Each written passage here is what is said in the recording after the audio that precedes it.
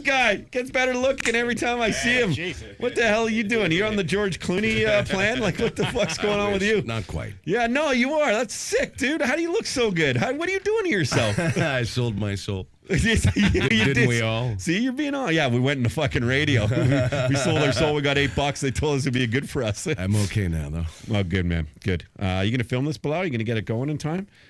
So, man, how's the podcast going for you? 6 episodes deep, and I feel like, to be completely honest, I feel like I'm finding my stride 6 in. Good.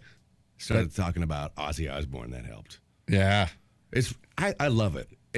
I heard a TED Talk, and he said something around 18, 19 minutes is a good sort of target. So they're falling around 25 minutes. I love it, man. And when you talk about Ozzy Osbourne, like, you got to what's the story of you and Ozzy Osbourne? It's got to be epic. Gosh, I met him years ago when I was at the record label. It's Epic at Sony, right? And we've always gotten along famously. I have no problem understanding him, even at his worst. although sometimes he can't understand me. And my buddy Blair Bartram said, I watched you. You asked him a question. He had no idea what came out of your mouth. He just looked so confused. And you reached in. I don't remember doing this. You know, you do stuff kind of involuntarily, like blinking. I reached in and kind of touched his leg. It sounds weird, but it wasn't. It was more like, and then I slowed down. And I said, what I had said before. Oh, and he answered the question. He's sweet. He's much smarter than he lets on. Oh, I'm sure. But how can you blame the guy for what the type of life he's lived? Like, you ever question how guys like that, and I don't mean to bring it in a morbid place, but really truly are still alive? How are they still alive? It's shocking to me, especially Ozzy. And the other guys in the band were no different. He says, the other guys pretend they're angels. He goes, once we went into a room, quadraphonic sound, Dark Side of the Moon had just come out. We're all listening. We're in like dental chairs, and we're hooked up to, I don't know what kind of drugs. Something hallucinogenic. And he goes, the kicker is I only took him on the road for 2 years. The dentist. So how are they alive? God only knows. Unbelievable.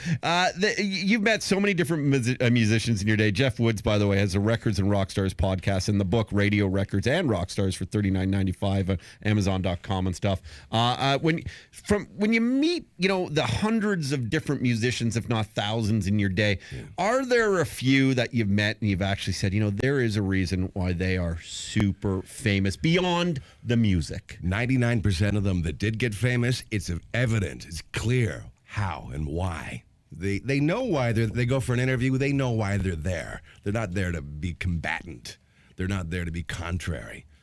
They're there to maybe sell some records and grow affinity with their audience. No different than any of us, really. We don't want to piss everybody off. Sometimes we might, and that's okay if we're being sincere and authentic. But they just know why they're there, and they know that they're lucky to be there. So many of them will say, listen, there were 49 other bands in my hometown.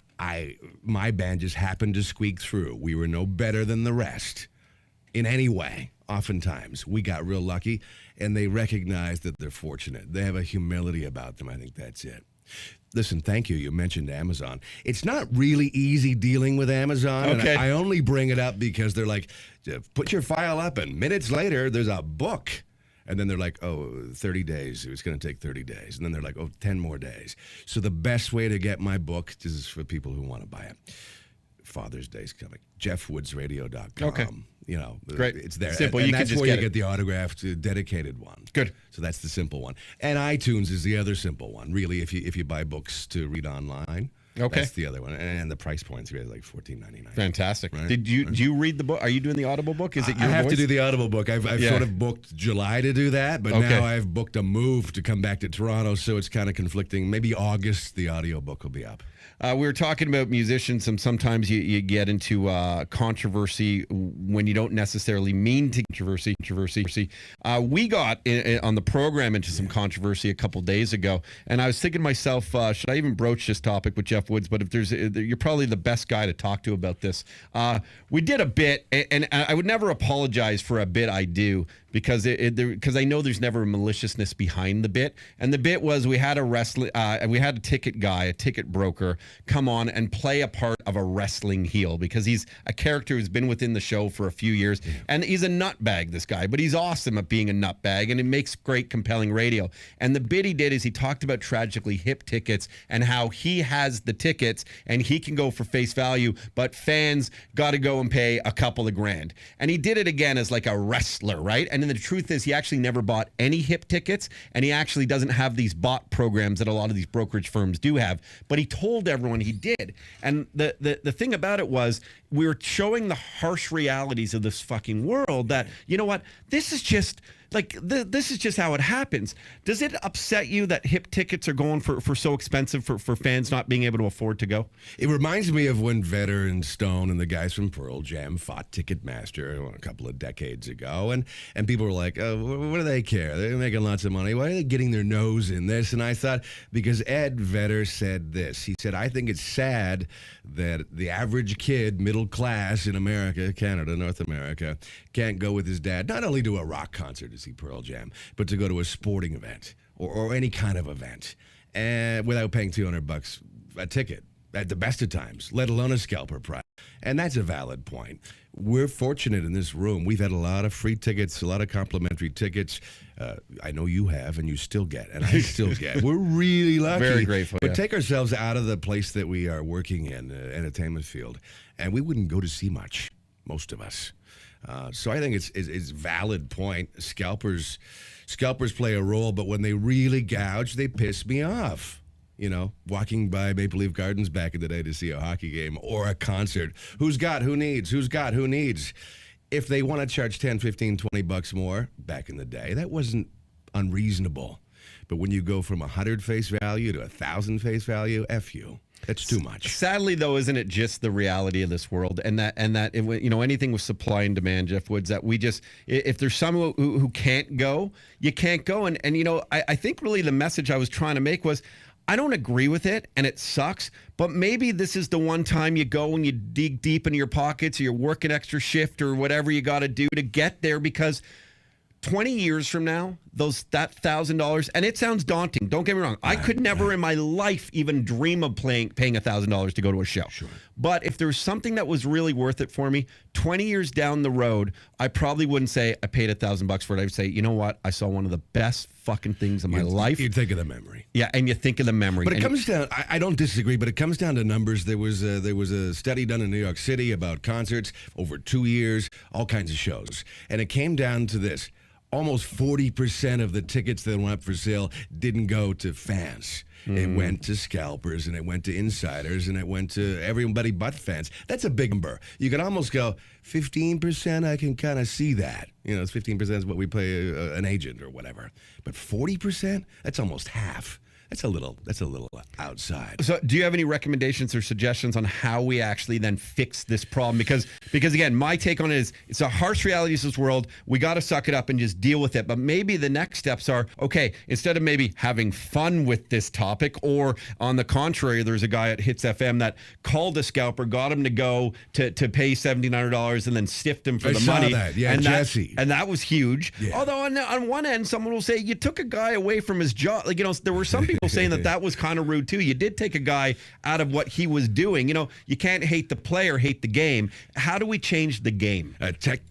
Technology, really. There's bots that go into a system and get a whack of tickets. 1,000 tickets at a time. Apparently, so I hear. I don't know much about the technology of it. I could see a guy, there's a limit on tickets for all of us, right? Say the limit's 6 or 8 or whatever the hell it is now. I don't know. That's reasonable. If a scalper gets 8 tickets and sells them at 3 times face value, I don't care. It's when a scalper gets 1,000 and 2,000. Technology could figure that out, I would think. You want to hear my solution? Tell me. I think, and I thought of this just the other day, there's a pair of Nike shoes I want really badly. It's ridiculous. I want a pair of Nike shoes that are retro Jordans from 90s. What color? They're like a snakeskin. They're really cool. They're like a limited edition. So I was thinking, how can I get them? They're online on Kijiji or eBay for crazy amounts of money. And I'm like, I can't pay that. But you know what happens is the people who are getting them, they're camping out and they're going to the stores that have them. And I was thinking the same for tickets.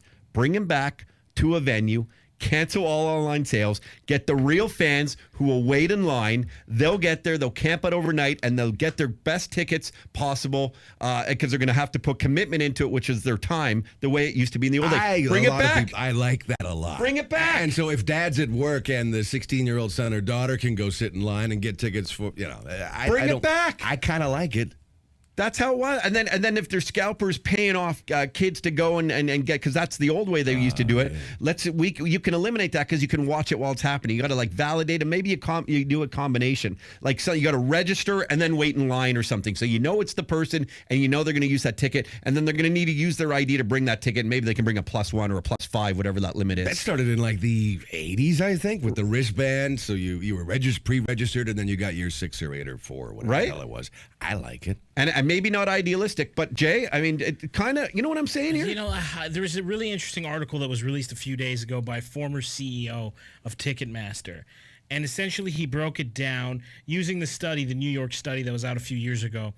And he broke it down into different reasons why people are having a hard time getting tickets. One of the reasons are the bands don't want to price themselves too high because it would affect their image.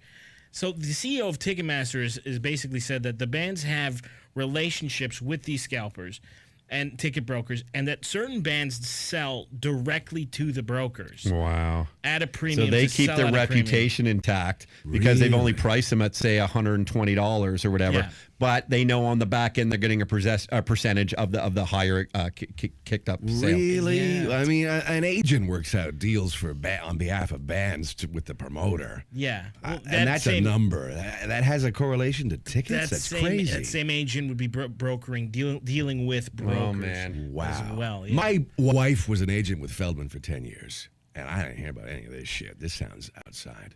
Huh? Maybe in New York City. Maybe deep. Jeff Woods is here. The Records and Rockstars podcast is out now. Go and listen to this legend speaking of other legends in the radio's Records and Rockstars book at jeffwoodsradio.com. Back to the bands and these types of things. Are there some guys that were dicks though? Like, were there some so few, so few. bloody few? I mean, usually when I mention them, nobody remembers them, and there's a reason for that. If they were dicks, they didn't maintain a career. Days of the New, big band, late '90s, had a hit out of the U.S. You don't remember them, do you? No. One big hit. And he was a dick. He came into my studio. I had a good producer who was running a Skylab up in North York. Great board, right? Probably a big McCurdy board. And we spent the first 20 minutes because he didn't like the sound in his headphones.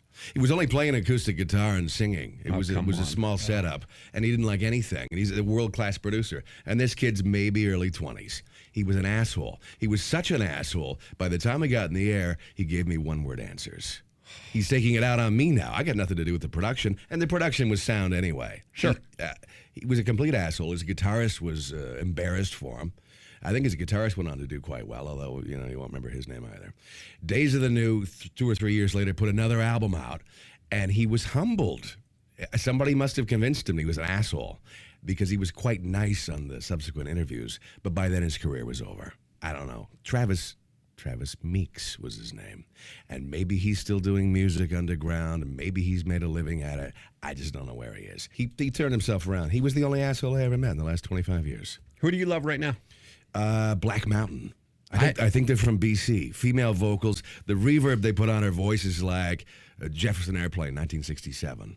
It's really contemporary. It's really psychedelic. It's like Hawkwind, which was kind of space rock, meets a brand new rock band out of BC, Black Mountain. I think it's the coolest thing out. Is rock and roll still alive? Of course it is. Everyone, all these assholes with rock and roll is dead. Get your ass into a sweaty nightclub 7 days a week. I got here last Thursday night, and I've seen bands every night of the week, a lot you haven't heard of, and every one of them was good. Maybe the Irish guy that sang Jigs wasn't as good. The rest, get into a sweaty, beer-soaked rock hall where rock is alive and well. And yet you look so well rested. I didn't know there was many after-hours clubs now in Toronto. I did that in the 80s and 90s. I went to 2 the other night. You open the door, you go in, and it's 2,000 square feet of animals partying, drinking $11 beer, but I don't care. It's 4 a.m. I stayed until 4:45, 5:30, and then I can't drive, obviously, and I slept in my car for 3 or 4 hours. How old are you? Well, yeah, right, 52. Yeah. But I loved it. I'm back in dirty Toronto, having lived in the mountains for the last year, which was quiet and serene. Mm-hmm. Not that people that work at restaurants in the mountains don't do a lot of cocaine, but I wasn't. Okay. It's good to be back. I'm gonna move. I decided to move here, so the other day I signed a lease. I'm gonna live down the street from here. Oh, good. I just broke your microphone. You can pop in anytime. That's a great question. Watching Toronto, I was just having this conversation with another friend of mine yesterday about how Toronto literally in like, and I think it's only 5 to 7 years. As much as some of the older guys think it was such a great city in the the New York of Canada to be in and partying and experience different things in and see all this different culture and diversity. In the 5 to 7 years, I would say it's even like maybe 100 times how great we thought it was. There was so much going on. Did that part of it blow you away and even been away for just a little bit?